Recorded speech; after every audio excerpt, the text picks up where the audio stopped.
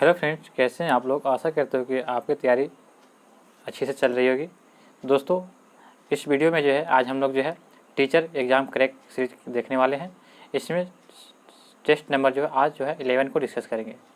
इसमें जो है 20 प्रैक्टिस सेट दिए गए हैं, जो कुल 120 प्रश्न दिए गए और 120 अंक के। ये जो है डॉक्टर रजनीश कुमार सिंह के द्वारा जो है तैयार किया गया है। चलिए दोस्तों, आज के हम सेशन को शुरू करते हैं। आपको ये वीडियो अच्छा लगा हो तो आप हमारे चैनल पर नए होंगे तो चैनल को सब्सक्राइब करना ना भूलिएगा और वीडियो के लिंक के ग्रुप में ज़रूर शेयर कीजिएगा। चलिए दोस्तों, आज के सेशन को शुरू करते हैं। यहूदियों के धार्मिक अध्याय को क्या कहा जाता है? तो यहूदियों के जो धार्मिक अध्याय को क्या कहते थे, तो इसे जो है मूसा संहिता या तोहर कहा जाता है। ऑप्शन नंबर 20 का राइट आंसर होगा। तोहर जो है मूसा संहिता यहूदियों के धर्म या धार्मिक अध्याय है। ऑप्शन नंबर 20 का राइट आंसर हो जाएगा। एक गैलरी ऑफ द रॉक्सल पुस्तक के लेखक कौन है? तो गैलरी ऑफ द रॉक्सल पुस्तक के लेखक कौन है? तो इसकी पुस्तक के लेखक है रस्किन बॉन्ड। ऑप्शन नंबर 20 का राइट आंसर होगा। रस्किन बॉन्ड के द्वारा जो है ये गैलरी ऑफ द रॉक्सल द लिखा गया है। ऑप्शन नंबर जो है 20 का राइट आंसर हो जाएगा। और नंती राय के द्वारा देखा जाए तो the God of small thing लिखा गया है। और जो है विक्रम सेठ के द्वारा देखा जाए तो द गोल्डन गेट लिखा गया है। और जो टोनी मॉरिस के द्वारा देखा जाए तो लिखा गया कौन सी पुस्तक? तो द ब्लूएस्ट आई लिखा गया है। अगला प्रश्न देखते हैं कि मुकुंद पद्मनाभम के बाद समाचार पत्र द हिंदू के संपादक कौन थे? तो इसके बाद जो थे सुरेंद्रनाथ बत्त थे। सुरेश नाम बत्त जो थे, यह जो थे मुकुल पद्मनाभ के बाद समाचार पत्र के द हिंदू के संपादक सुरेंद्र नाम बत्त थे। ऑप्शन नंबर 6 का राइट आंसर हो जाएगा। बिहार दिवस का क्या महत्व है जो हर वर्ष 22 मार्च को मनाया जाता है? तो इसका जो मुख्य महत्व क्या हो जाएगा? तो 1912 में बिहार के बंगाल प्रेसिडेंसी से अलग होने की याद में मनाया जाता है। ऑप्शन नंबर 6 का राइट आंसर हो जाएगा। गंधार कला किस शाखा के अंतर्गत अस्तित्व में आया था? तो गंधार कला किस शाखा के अंतर्गत अस्तित्व में आई थी? तो यह आपका आया था महायान शाखा में। ऑप्शन नंबर 20 का राइट आंसर हो जाएगा। गंधार कला जो है यह महायान शाखा के अंतर्गत अस्तित्व में आया था। निम्नलिखित में से कौन सा जोड़ा गलत है? यहाँ पे बताना है कि कौन सा जोड़ा यहाँ पे गलत है। तो हेनसंग चीनी यात्री था, इबन बतूता मोरक्को का यात्री था, मेगासिन यह ग्रीस यात्री था, फाहियान यह मलेशिया का था। यह गलत है। फाहियान जो था एक चीनी यात्री था। कहाँ का यात्री था? तो चीनी यात्री था, याद रखिएगा। तो ऑप्शन नंबर 4 इसका राइट आंसर हो जाएगा। किस शताब्दी में दिल्ली के कुतुब मीनार का निर्माण हुआ था? तो कुतुब मीनार का निर्माण देखा जाए तो दिल्ली के जो है यह 12वीं शताब्दी के अंतर्गत हुआ था, जिसका कुतुब मीनार का नींव रखा था कुतुबुद्दीन ऐबक ने, और इसे पूरा करवाया था किसने? तो इल्तुतमिश ने करवाया था। तो ऑप्शन नंबर 1 इसका राइट आंसर हो जाएगा। सिख गुरु जिन्होंने जफरनामा को फारसी में लिखा था, तो जफरनामा को फारसी में लिखने वाले सिख गुरु कौन थे? तो गुरु गोविंद सिंह। जफरनामा था विजय पत्र होता है जो गुरु गोविंद सिंह द्वारा मुगल शासक औरंगजेब को जो 1705 में लिखा गया था। ऑप्शन नंबर 6 का राइट आंसर हो जाएगा। बिहार राज्य पर्यटन विकास निगम की टैगलाइन क्या है?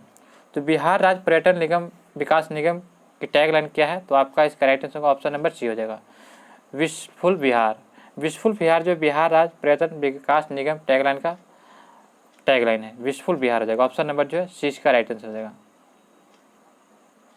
स्वतंत्र सिख राज के संपादक कौन थे? संस्थापक कौन थे? तो स्वतंत्र सिख राज के संस्थापक देखा जाए तो यह कहा जाता है किसको? महाराणा रंजीत सिंह को।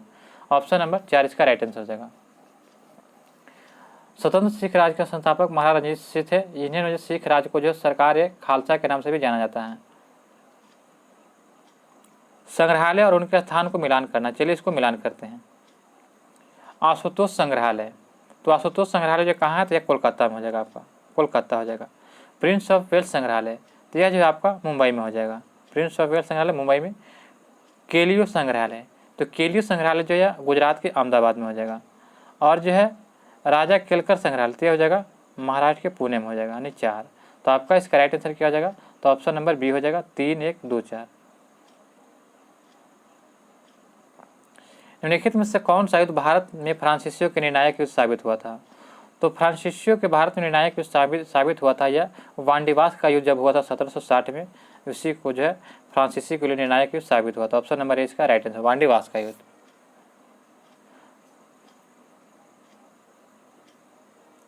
किस भारतीय साम्राज्य ने राज हड़प के लिए हड़प नीति का पालन नहीं किया था?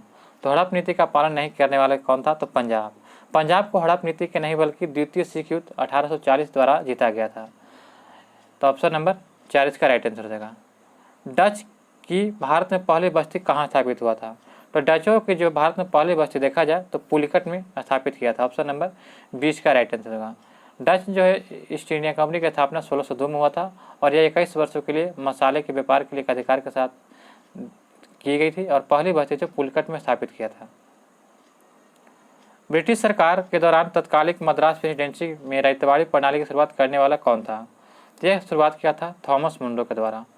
थॉमस मुंडो के द्वारा जो है कैप्टन रीड को रैयतवाड़ी प्रणाली का जनक आया था और ब्रिटिश काल में के दौरान मद्रास में रैयतवाड़ी प्रणाली शुरुआत थॉमस मुंडो के द्वारा किया गया था। ऑप्शन नंबर 30 का राइट आंसर हो जाएगा। अगला प्रश्न दिया गया कि द्वितीय गोलमेज सम्मेलन में भारत का प्रतिनिधित्व किसने किया था? तो द्वितीय गोलमेज सम्मेलन भारत का प्रतिनिधित्व करने वाले व्यक्ति कौन थे? तो यह थे सरोजिनी नायडू। ऑप्शन नंबर जो है ये इसका राइट आंसर हो जाएगा। 7 सितंबर 1931 को जो भारत का प्रतिनिधित्व सरोजिनी नायडू ने किया था। ऑप्शन नंबर जो है ये इसका राइट आंसर हो जाएगा। अपना अंतिम लक्ष्य हर आंख से हर आंसू पोंछ देना है, किसने घोषित किया था? तो अपना अंतिम लक्ष्य हर आंख से हर आंसू पोंछ देना यह लक्ष्य किसने घोषित किया था? तो यह था आपका राइट आंसर होगा जवाहरलाल नेहरू। अपना अंतिम लक्ष्य हर आंख से हर आंसू पोंछना यह वक्तव्य जो था पंडित जवाहरलाल नेहरू ने दिया था। ऑप्शन नंबर जो है ये इसका राइट आंसर हो जाएगा। निम्नलिखित में से कौन सा सही मिलान है? यहाँ पे बताना कि सही मिलान कौन सा हो जाएगा। तो यहाँ पे सही मिलान सही करना है तो हाँ आपका यहाँ पे राइट आंसर क्या हो जाएगा? तो ऑप्शन नंबर सी भारतीय राष्ट्रीय सेना या सुभाष चंद्र बोस का सही मिलान है। ऑप्शन नंबर जो है सी इसका राइट आंसर होगा। असहयोग आंदोलन जो हो जाएगा महात्मा गांधी। स्वदेश आंदोलन जो हो जाएगा आपके सुरेंद्र नाथ बनर्जी हो जाएंगे। स्वदेश आंदोलन सुरेंद्र नाथ बनर्जी। और जो है स्वराज पार्टी जो है ये चित्तरंजन दास हो जाएंगे। अगला प्रश्न देखते हैं किस वर्ष भारतीय राष्ट्रीय कांग्रेस उदारवादी और उग्रवादी विभाजित हो गए थे? तो ये देखा जाए तो ये विभाजित हुए थे 1907 के जो है कांग्रेस अधिवेशन में। ऑप्शन नंबर जो है ये इसका राइट आंसर होगा। 1907 के जो है भारतीय राष्ट्रीय कांग्रेस का सूरत में अधिवेशन हो रहा था, उसी समय नरम दल और गरम दल में विभाजित हो गए थे। इसकी अध्यक्षता उस समय कौन कर रहे थे? तो रास बिहारी बोस कर रहे थे।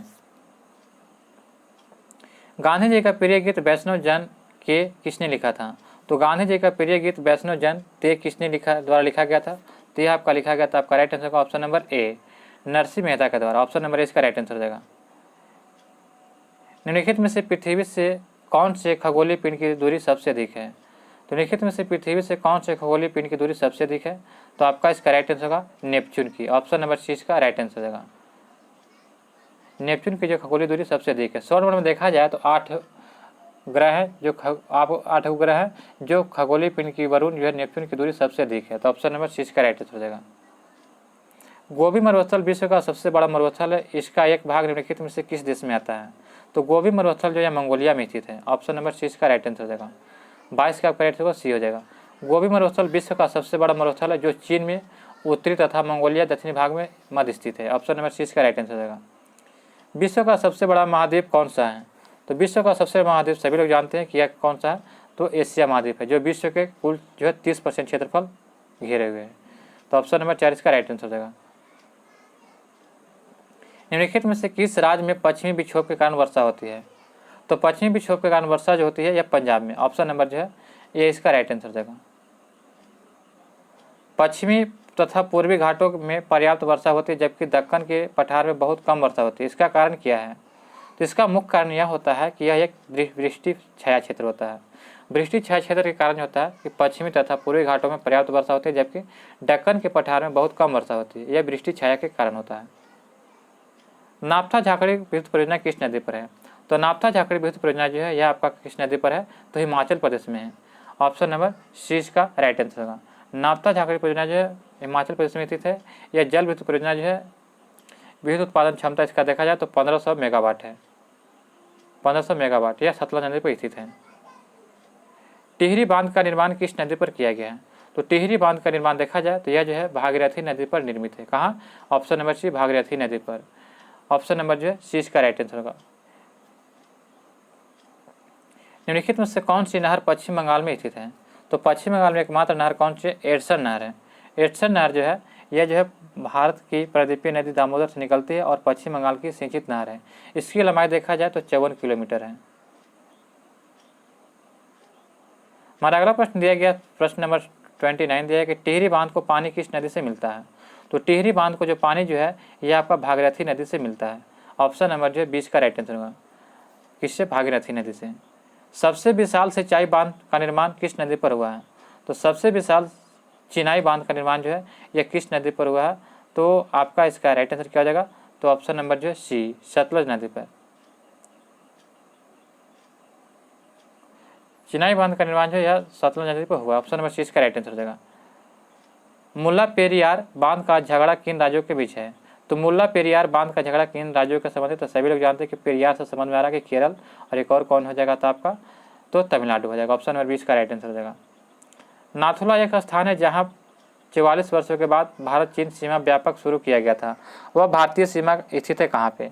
तो वह भारतीय सीमा जो देखा जाए तो यह सिक्किम में। ऑप्शन नंबर जो है ये इसका राइट आंसर हो जाएगा। नाथुला सिक्किम में भागीरथी सीमा पर स्थित है जहाँ पे 44 वर्षों से बाद भारत चीन व्यापक फिर से शुरू किया गया है। केरल में मौन घाटी में है या इसी को शांत घाटी कहा था। तो केरल में मौन घाटी में क्या है। तो आपका इसका राइट आंसर हो जाएगा पादपों तथा प्राणियों की दुर्लभ प्रजातियाँ हैं, दुर्लभ जातियाँ हैं। ऑप्शन नंबर 4 इसका राइट आंसर हो जाएगा। अगला प्रश्न दिया गया है कि नर्मदा नदी किस स्थान पर उत्पन्न होती है। तो नर्मदा नदी जो कहाँ से निकलती है। तो सभी लोग जानते हैं कि नर्मदा नदी जो है यह अमरकंटक के पठार से निकलती है। ऑप्शन नंबर इसका राइट आंसर होगा। और यहाँ अमरकंटक से ही सोन नदी भी निकलती है। अलमाटी बांध किस नदी पर बना है। तो अलमाटी बांध जो है यह सभी लोग जानते हैं कि अलमाटी बांध जो है यह कृष्णा नदी पर बनाया गया है। यह बांध कहाँ है। तो आंध्र प्रदेश में कृष्णा नदी पर। ऑप्शन नंबर 6 का राइट आंसर होगा। एक बाजार अर्थव्यवस्था वह है जो क्या होता है। तो एक बाजार अर्थव्यवस्था जो है क्या होता है। तो यह आपका राइट आंसर होगा सरकार नियंत्रण से मुक्त होते हैं, यानी खुली अर्थव्यवस्था होती है। ऑप्शन नंबर 20 का राइट आंसर हो जाएगा।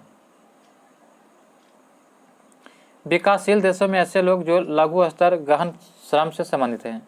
तो विकासशील देशों में ऐसे लोग जो लघु स्तर गहन श्रम से संबंधित होते हैं तो वह कौन होते हैं। तो प्राथमिक क्षेत्र। ऑप्शन नंबर जो है 20 का राइट आंसर है, प्राथमिक क्षेत्र है। इनमें से कौन सा एक विकासात्मक व्यय है। तो विकासात्मक व्यय कौन सा हो जाएगा। तो आपका इसका राइट आंसर हो जाएगा। तो विकासात्मक व्यय हो जाएगा। तो ऑप्शन नंबर ए हो जाएगा, सिंचाई व्यय। सिंचाई व्यय जो है विकासात्मक व्यय है जो सामाजिक व आर्थिक विकास किए जा सकते हैं इसमें। तो ऑप्शन नंबर ए इसका राइट आंसर हो जाएगा। अगला प्रश्न है कि गैर आकलित धन के उपयोगी उद्देश्यों हेतु प्रवाहित करने के लिए सरकार ने किस स्कीम को प्रस्तावित किया था। तो इस स्कीम का नाम क्या था। तो विशेष वाहक बॉन्ड, विशेष वाहक बॉन्ड को स्थापित किया था। ऑप्शन नंबर जो है ये इसका राइट आंसर हो जाएगा। सस्ती मुद्रा से आशय है। तो सस्ती मुद्रा से क्या आशय होता है। तो कम बाजार दर। ऑप्शन नंबर ए इसका राइट आंसर होगा। निम्नलिखित में से कौन सा विषय हमारे संविधान की समर्थित सूची में शामिल नहीं है। तो देखा जाए तो समर्थित सूची में शामिल नहीं है। तो शेयर बाजार और वायदा बाजार, शेयर बाजार और वायदा बाजार जो है यह समर्थित सूची में शामिल नहीं है। ऑप्शन नंबर जो है ए 20 का राइट आंसर हो जाएगा। निम्न में से कौन सा विषय राज्य सूची के अंतर्गत आता है। तो राज्य सूची के अंतर्गत कौन सा विषय आता है। शिक्षा, कृषि, दंड विधि या रक्षा। तो आपका इसका राइट आंसर होगा शिक्षा जो राज्य सूची के अंतर्गत जो होता है यह कृषि आ जाएगा। ऑप्शन नंबर जो है ए इसका राइट आंसर हो जाएगा। हमारा अगला प्रश्न दिया गया कि निम्न में से कौन संघ सूची में शामिल नहीं है। तो संघ सूची में शामिल नहीं है तो यह जाएगा मजदूर संघ। मजदूर संघ जो है समर्थित सूची का विषय है, जबकि जो है बैंक, विदेशी ऋण, जनगणना यह संघ सूची का विषय है। तो आपका इसका राइट आंसर का ऑप्शन नंबर सी हो जाएगा। अगला प्रश्न है कि भारतीय संविधान की 7वीं अनुसूची किससे संबंधित है। तो भारतीय संविधान का जो 7वीं अनुसूची है यह आपका किससे संबंधित है। तो केंद्र व राज्यों के बीच शक्तियों का बंटवारा से संबंधित है। ऑप्शन नंबर 20 का राइट आंसर देगा। केंद्र एवं राज्यों के बीच शक्तियों का बंटवारा से संबंधित है। अगला प्रश्न दिया गया है कि निम्न में से कौन सा धर्मनिरपेक्ष राज्य का उदाहरण है। तो धर्मनिरपेक्ष राज्य का उदाहरण कौन सा हो जाएगा। तो राज्य का अपना कोई धर्म नहीं होगा। तो ऑप्शन नंबर इसका राइट आंसर, उसी को जो है धर्मनिरपेक्ष राज्य कहा जाता है। विश्व का पहला ऊंट अस्पताल कहाँ, किस शहर में स्थित है। तो विश्व का पहला ऊंट अस्पताल जो है कहाँ पे खोला गया है। तो यह जो है दुबई में खोला गया है। ऑप्शन नंबर जो है 4 इसका राइट आंसर हो जाएगा। निम्नलिखित में से कौन सा विषय समर्थित सूची में शामिल है। तो समवर्ती सूची में शामिल कौन सा हो जाएगा? तो व्यापार संघ। व्यापार संघ जो समवर्ती सूची का विषय है, जबकि कृषि, पथकर तथा मंडिया ये सब जो है राज्य सूची का विषय है। भारतीय संविधान की 7वीं अनुसूची में वर्णित विकलांग और बेरोजगारी को राहत जो है किस सूची के विषय है? तो भारतीय संविधान की 7वीं सूची में वर्णित जो विकलांग और बेरोजगार जो है ये आपका किस सूची के अंतर्गत आता है? तो राज्य सूची के अंतर्गत। ऑप्शन नंबर जो है 20 का राइट आंसर हो गया, राज्य सूची का अंतर्गत आता है। भारतीय संविधान की 7वीं अनुसूची में वर्णित शोध अक्षमता और जो है दिवाला यह किस सूची का विषय है? तो शोध अक्षमता और दिवाला जो है यह आपका सूची आता है समवर्ती सूची के अंतर्गत, यानी केंद्र और राज्य दोनों हो जाएगा। ऑप्शन नंबर 4 इसका राइट आंसर हो जाएगा। नेक्स्ट प्रश्न है कि सरकार में अंतिम निर्णय लेने की शक्ति जनता द्वारा चुने गए लोगों में निहित होता है। तो किस में होता है? तो यह होता है आपका लोकतांत्रिक सरकार में। लोकतांत्रिक सरकार में जो होता है कि अंतिम निर्णय लेने की शक्ति जो है जनता द्वारा चुने गए लोगों में निहित होता है। ऑप्शन नंबर 4 इसका राइट आंसर हो जाएगा। एक बम चांद पर विस्फोट होता है तो पृथ्वी पर उसकी ध्वनि सुनाई देगी। तो ये मत समझना कि पृथ्वी पर उसकी ध्वनि सुनाई देगी, क्योंकि जो वहाँ पे जो निर्वात होता है तो वो कभी सुनाई नहीं देगी। तो ऑप्शन नंबर 4 इसका राइट आंसर हो जाएगा। किसी आदर्श गैस के कणों की औसत गति ऊर्जा समानुपाती होता है किसके? तो किसी गैस के आदर्शों के कणों की गतिज ऊर्जा जो होती है समानुपाती होता है गैस के विशुद्ध तापमान के। ऑप्शन नंबर 6 का राइट आंसर हो जाएगा।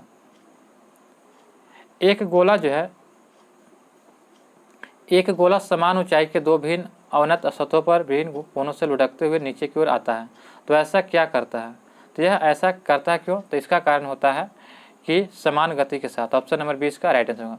गोले का वेग होता है अवनत तल सतह की ऊंचाई तथा गुरुत्वाकर्षण के कारण उत्पन्न त्वरण पर आधारित होता है, इसी के कारण। ऑप्शन नंबर 20 का राइट आंसर हो जाएगा। अगला प्रश्न हमारा दिया गया है कि निम्न में से किस में हाइड्रोजन बंध उपस्थित नहीं है? तो हाइड्रोजन बंध जो है आपका जो है CH4 में उपस्थित नहीं है। ऑप्शन नंबर ए इसका राइट आंसर होगा। निम्न में से किसका जो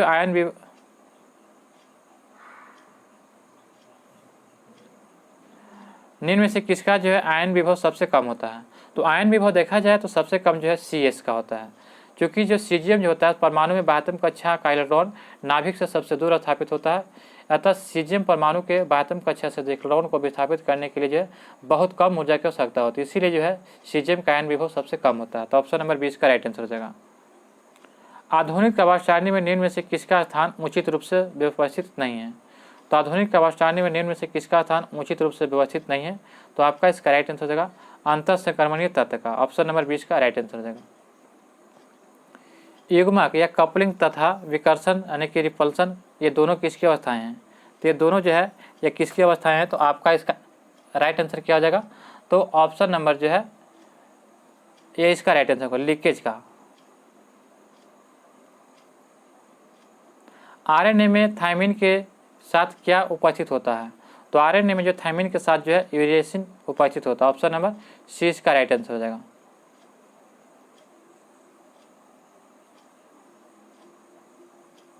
निम्नलिखित में से कौन चिकित्सा के जनक हैं?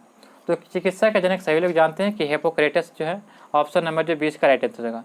हिप्पोक्रेटस ग्रीक शरीर विज्ञान के थे जो जिन्होंने चिकित्सा जनक आया था। हिप्पोक्रेटस ने सर्वप्रथम बीमारियों को उनके लक्षणों के आधार पर वर्गीकृत करके क्षीण, तीव्र, स्थानिक तथा महामारी के रूप में बताया था। ऑप्शन नंबर 20 का राइट आंसर हो जाएगा। थॉमस ग्रंथि से स्रावित हार्मोन क्या नाम है? तो थॉमस ग्रंथि से स्रावित हार्मोन को क्या नाम दिया गया है? तो इसका नाम दिया गया आपका थाइमोसिन। ऑप्शन नंबर 4 इसका राइट आंसर हो जाएगा। ब्रिटिश सरकार और महात्मा गांधी के मत सन 1932 में हस्ताक्षरित पूना समझौता में प्रावधान था। इसमें प्रावधान क्या किया गया था? तो इसमें प्रावधान दिया गया था कि हरिजनों के लिए आरक्षण सहित संयुक्त निर्वाचित क्षेत्र। ऑप्शन नंबर 4 इसका राइट आंसर हो जाएगा। ऑप्शन नंबर जो 4 इसका राइट आंसर हो जाएगा। इसमें 24 सितंबर 1932 को जो पुणे में इरवादा सेंट्रल जेल में महात्मा गांधी एवं भीमराव अम्बेडकर के बीच पूना समझौता हुआ था। इस समझौते पर हस्ताक्षर गांधी जी के सहयोगी एवं भीमराव अम्बेडकर ने किए थे। इसमें हरिजनों के लिए जो देखा जाए तो 147 सीटें प्रांतीय विधानमंडल में आरक्षित कर दिया गया था। ऑप्शन नंबर 4 इसका राइट आंसर हो जाएगा। बिहार में लौंगी भुइयाँ जिससे दूसरा माउंटेन मैन भी कहा जाता है किस जिले में है? तो यह जो है आपका हो जाएगा किस जिले में? तो बांका जिला में। 1300 जो है यहाँ पे जो बिहार में लौंगी भुइयाँ जिससे दूसरे माउंटेन मैन भी कहा जाता है किस जिले में? तो बांका में। बिहार के गया जिले में लौंगी भुइयाँ नाम के एक किसान ने 30 वर्ष की कड़ी मेहनत के बाद 3 किलोमीटर लंबी नहर का निर्माण किया था। लौंगी भुइयां दूसरा माउंटेन मैन में इसे कहा जाता है। तो ऑप्शन नंबर जो है इसका राइट आंसर हो जाएगा ऑप्शन नंबर 4 हो जाएगा दोस्तों, गया हो जाएगा। अगला प्रश्न दिया गया है कि बिहार के कर्नाटक वंश के शासक हरिसिंह देव को पराजित करने वाला सुल्तान कौन सा। तो बिहार के कर्नाटक वंश के शासक हरिसिंह देव को पराजित करने वाला सुल्तान कौन था। तो उस सुल्तान का नाम क्या था। तो गयासुद्दीन तुगलक ने। गयासुद्दीन तुगलक ने जो है 1324 में जो है बंगाल अभियान से जो है वापसी पर गयासुद्दीन तुगलक ने बिहार के कर्नाटक वंश में सम्राट हरिसिंह को पराजित किया था। ऑप्शन नंबर जो 20 का राइट आंसर हो जाएगा।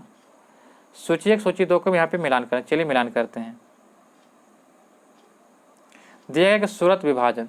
तो सूरत विभाजन ये कब हुआ था। तो ये 1907 में हुआ था। कब 1907 में। आने की हो जाएगा 4 हो जाएगा। सांप्रदायिक जो है अधिनिर्णय कब हुआ था। तो 1932 में हुआ था। कब 1932 में। तो यानी कि बी का हो जाएगा 3 हो जाएगा। सर्वदलीय सम्मेलन यह कब वो किया गया था। तो सर्वदलीय सम्मेलन 1928 में किया गया था। आने की जो है सी हो जाएगा 2 हो जाएगा। और पूर्ण स्वराज का संकल्प जो है यह कब किया गया था। तो यह 1929 में किया गया था। यानी कि इसका 4 हो जाएगा। तो आपका इसका राइट आंसर क्या हो जाएगा। तो ऑप्शन नंबर बी हो जाएगा। 4 3 2 1 ऑप्शन नंबर 20 का राइट आंसर हो जाएगा। अगला प्रश्न दिया गया है कि बिहार क्षेत्र में सर्वप्रथम कौन आए थे। तो बिहार के क्षेत्र में सर्वप्रथम आने वाले कौन थे। तो आपका इसका राइट आंसर हो जाएगा ऑप्शन नंबर सी। सबसे पहले पुर्तगाली आए थे। सबसे पहले पुर्तगाली जो 1498 में वास्को डी गामा आया था। कहाँ आया था। तो केरल के कालीकट बंदरगाह पर आया था। तो आपका इसका अगला प्रश्न दिया गया है कि निम्नलिखित घटनाओं को सही क्रम बताना है। तिलक जो होम रूल लीग की स्थापना कब किए थे। तो तिलक जो है यह होम रूल लीग की स्थापना जो है 1916 में किए थे। कब 1916 में। कामरा गांटू प्रसंग जो है यह कब हुआ था। तो 1914 में। 1914 में हुआ था।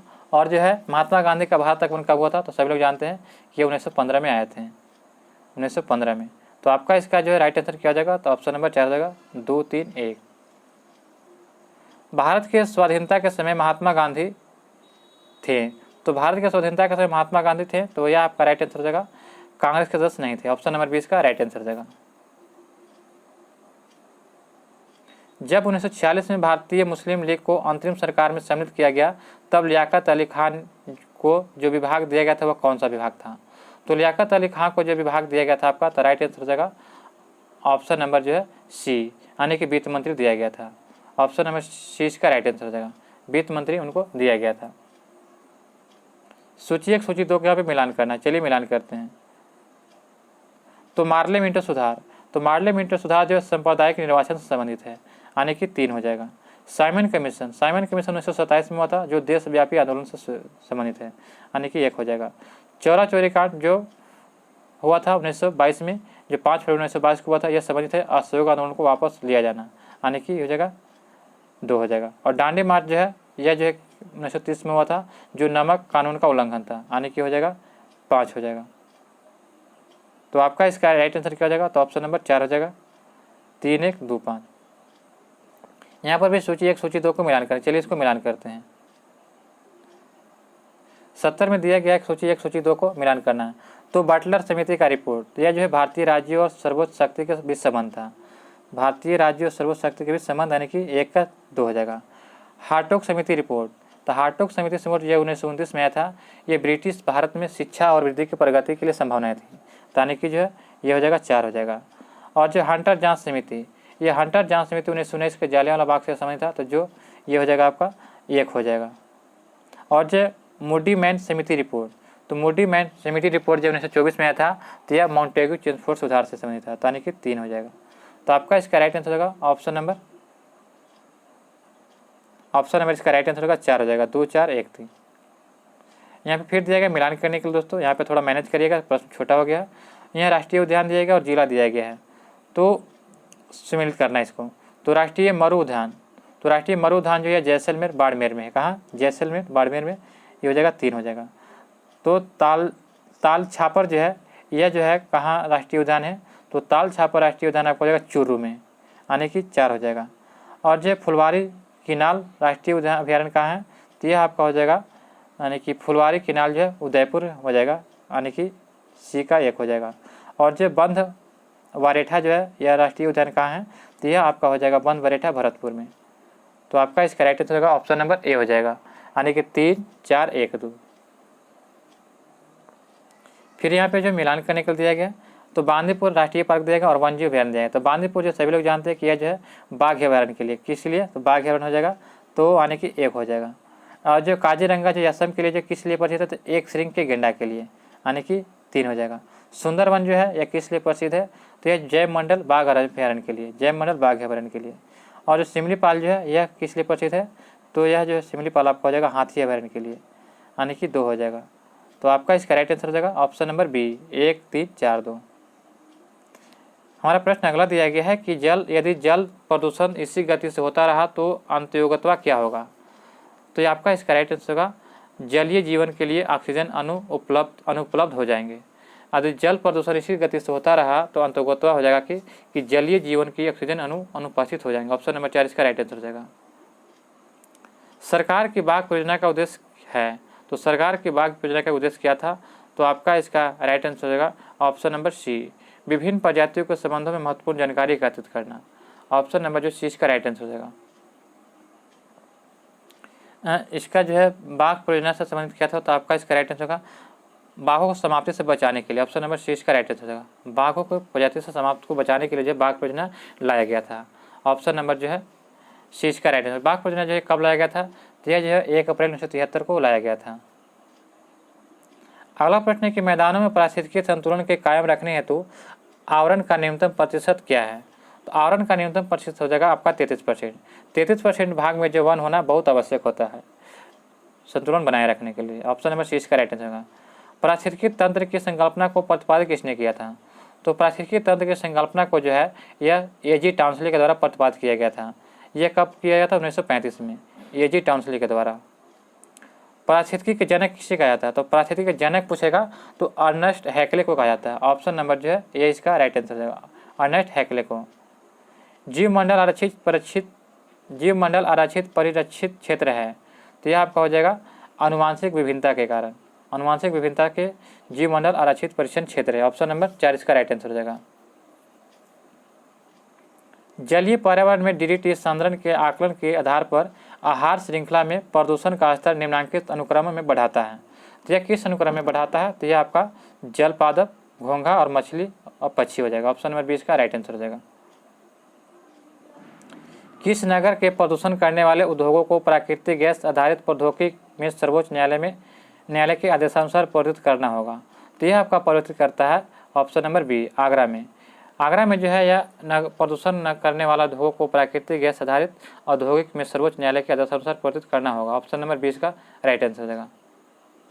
उत्तर प्रदेश के में स्थित आगरा नगर महान मुगल सम्राट शाहजहां द्वारा निर्मित ताजमहल में के लिए प्रसिद्ध है, जो विश्व में एक अनुपम धरोहर है। तो ऑप्शन नंबर जो है 20 का राइट आंसर हो जाएगा। निम्न में से कौन सा ओजोन परत के रिक्तीकरण के लिए उत्तरदायी नहीं है, तो ओजोन परत के रिक्तीकरण के लिए उत्तरदायी नहीं हो जाएगा तो नाइट्रस ऑक्साइड। ऑप्शन नंबर जो 4 इसका राइट आंसर हो जाएगा। जबकि प्रतिशत प्रयुक्त में होने वाला CFC उत्तरदायी है, विलायक के रूप में प्रयुक्त मेथिल क्लोरोफॉर्म उत्तरदायी है, और अग्निशामक में जो प्रयुक्त हेलोन 12-11 भी उत्तरदायी है, लेकिन नाइट्रस ऑक्साइड जो है यह ओजोन परत के रिक्तीकरण के लिए उत्तरदायी नहीं है। नेक्स्ट प्रश्न है कि निम्नलिखित में से कौन एक पारिस्थितिकी तंत्र पृथ्वी में सर्वाधिक क्षेत्र में फैला हुआ है, तो पृथ्वी के सर्वाधिक क्षेत्र में देखा जाए तो समुद्रिक फैला हुआ। ऑप्शन नंबर जो है 4 इसका राइट आंसर होगा। यह जो लगभग 70.78% भाग में फैला हुआ, तो ऑप्शन नंबर 4 इसका राइट आंसर हो जाएगा। निम्नलिखित में से कौन से पदार्थ सर्वाधिक तापमान उत्पन्न करने में योगदान नहीं करता है, तो नहीं करता है पूछा गया है, तो आपका इसका राइट आंसर होगा ऑप्शन नंबर ए, सल्फर तथा नाइट्रोजन का ऑक्साइड जो है ये सर्वाधिक तापमान उत्पन्न करने में नहीं करता है। सबसे ज़्यादा कौन करता है, जलवाष्प करता है, 36 से 72% करता है। उसके बाद आपका कार्बन डाइऑक्साइड हो जाएगा 9 से जो है 26% तक करता है, और मीथेन जो है ये आपका हो जाएगा 4 से 9% तक यह करता है तापन करने में। निम्नलिखित में से कौन सा वायु प्रदूषण का एक जैव सूचक है, तो वायु प्रदूषण का एक जैव सूचक कौन सा हो जाएगा, तो आपका इसका राइट आंसर हो जाएगा option number B, lichen. Lichen जो है वायु प्रदूषण का एक जैव सूचक है। कैसे, तो लाइकेन जो है एक थैलोफाइटा प्रकार की वनस्पति होता है जो कवक तथा शैवाल दोनों से मिलकर बनी होती है। इसमें जो होता है कि कवक तथा शैवालों का संबंध परस्पर सजीवी जैसा होता है। लाइकेन जो होता है वायु प्रदूषण के संकेतों से होते हुए जहाँ वायु प्रदूषण अधिक होता है वहाँ पे जो है लाइकेन नहीं उगते हैं, इसीलिए जो है इसे वायु प्रदूषण का जैव सूचक कहा जाता है। ऑप्शन नंबर 20 का राइट आंसर है। पारिस्थितिकी तंत्र में जैव घटकों में कौन उत्पादक घटक है? तो पारिस्थितिकी तंत्र में जैविक घटकों में कौन उत्पादक घटक हो जाएगा? तो यह आपका हो जाएगा हरे पौधे। ऑप्शन नंबर 40 का राइट आंसर हो जाएगा। विलुप्त होने वाली प्रजातियों की सूचीबद्ध होता है, तो विलुप्त होने वाली प्रजातियों को सूचीबद्ध होता है रेड डाटा बुक में। ऑप्शन नंबर 20 का राइट आंसर होगा। रेड डाटा बुक जो होता है यह विलुप्त होने वाली प्रजातियों के क्षेत्र में रखा जाता है। जब कहीं पे आवास में 40 से 50 वर्ष तक कोई जीव नहीं दिखाई देता है तो उससे विलुप्त प्रजाति क्षेत्र में घोषित किया जाता है। तो ऑप्शन नंबर 20 का राइट आंसर हो जाएगा। निम्नलिखित में से कौन एक किसी प्रजाति के विलोपन के लिए उत्तरदायी नहीं है? तो किसी प्रजाति के विलोपन के लिए उत्तरदायी नहीं है तो व्यापक निश्चित यानी कि कर्मता जो है यह किसी प्रजाति के विलोपन के लिए उत्तरदायी नहीं है। ऑप्शन नंबर 20 का राइट आंसर हो जाएगा। जैव विविधता का अर्थ क्या होता है? तो जैव विविधता का अर्थ क्या होता है? तो आपका इसका राइट आंसर हो जाएगा एक निर्धारित क्षेत्र में विभिन्न प्रकार के पादप एवं जंतु। एक निर्धारित क्षेत्र में विभिन्न प्रकार के पादप एवं जंतु जो है जैव विविधता का अर्थ होता है। ऑप्शन नंबर जो है इसका राइट आंसर क्या हो जाएगा? तो सी इसका राइट आंसर हो जाएगा। अगला प्रश्न दिया गया है कि ग्रीन मफलर संबंधित है किससे? तो ग्रीन मफलर जो है आपका संबंधित है किससे? तो ध्वनि प्रदूषण से। ऑप्शन नंबर 6 का राइट आंसर हो जाएगा। ध्वनि प्रदूषण से ग्रीन मफलर संबंधित है। आज का अंतिम प्रश्न दिया गया है कि मीथेन गैस उत्पादन करने वाला क्षेत्र कौन सा है? तो मीथेन गैस उत्पादन करने वाला क्षेत्र कौन सा हो जाएगा? तो आपका इसका राइट आंसर होगा धान का खेत। ऑप्शन नंबर 20 का राइट आंसर हो जाएगा। दोस्तों यहाँ पे जो आपका सेट नंबर 11 समाप्त होता है। आशा करता हूँ कि यह वीडियो आपको अच्छा लगा हो। अभी तक हमारे चैनल पर नए हैं तो चैनल को सब्सक्राइब करें और बेल आइकन नोटिफिकेशन को ऑन कर लें ताकि हमारी वीडियो सबसे पहले आप तक पहुँचे। मिलते हैं दोस्तों नए प्रैक्टिस सेट में नए प्रश्नों के साथ। तब तक के लिए जय हिंद, जय भारत।